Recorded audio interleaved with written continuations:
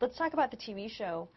Talk about your character a little bit, and who are your inspirations for the character? I know that he was a former ball player, right? Sure. Yeah. Well, it's funny because when I saw it written, I went, oh no, the only position I never played, catcher. I caught one day in Pony League, just BP, and 2 pitches, took one in the mouth, and went, I'm done. I'm done. I couldn't not blink when the guy swung, you know. But he's a guy that, you know, he's had a very short-lived career. It's funny. I'm not basing it on the guy that I was in anger counseling with. Based on the therapist that I had for 10 years. I won't say his name, but he knows who he is.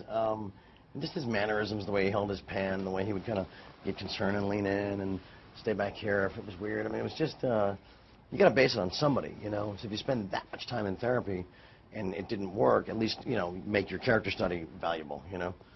What's it like playing a guy who comes from the baseball world? It's pretty easy. It's pretty easy to play a guy from the baseball world because I am a guy from the baseball world, you know.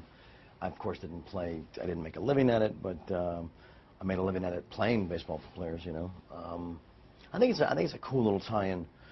I think it's pretty cool with the whole major league parallels and with 8 men out and people know me as a collector and like that, you know. Do they make you play catcher on the anger management softball team?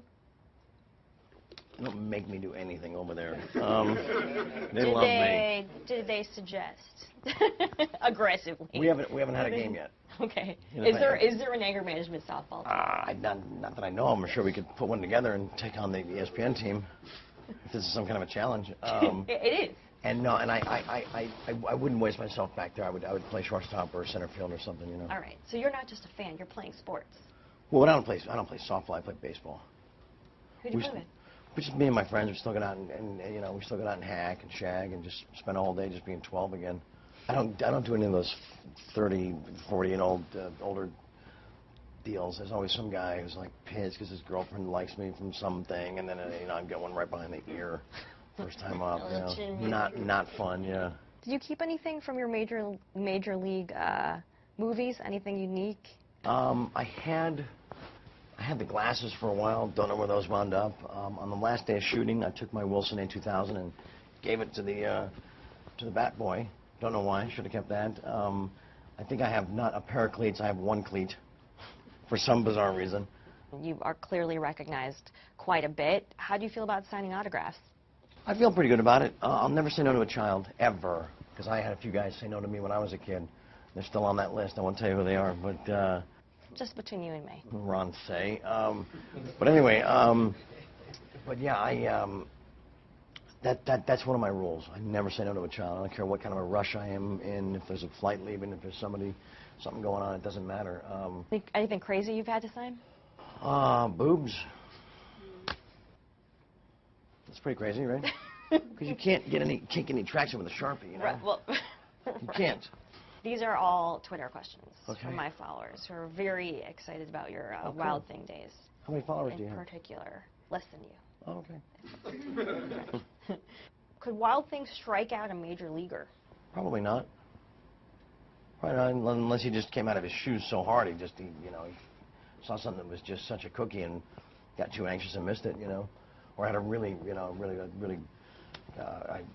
ump that I purchased with a really big strike zone. I don't know. I mean, anything's possible, but it's pretty unlikely. These guys, there's a reason they're better than 6 billion other people. And baseball is the hardest sport to play well every day. Period, the end. Is Rick Vaughn based on one, this is a Twitter question, Rick Vaughn based on one specific player or several players? He's just, he might be a composite, you know, imaginary thing that David Ward figured out. I don't know. I'll tell you what, that was the first guy to come out to theme music. It did not exist in Major League Baseball before that character. David Ward created that. That's pretty cool, you know. I think he was the first guy to wear, in that sport, a number that high. I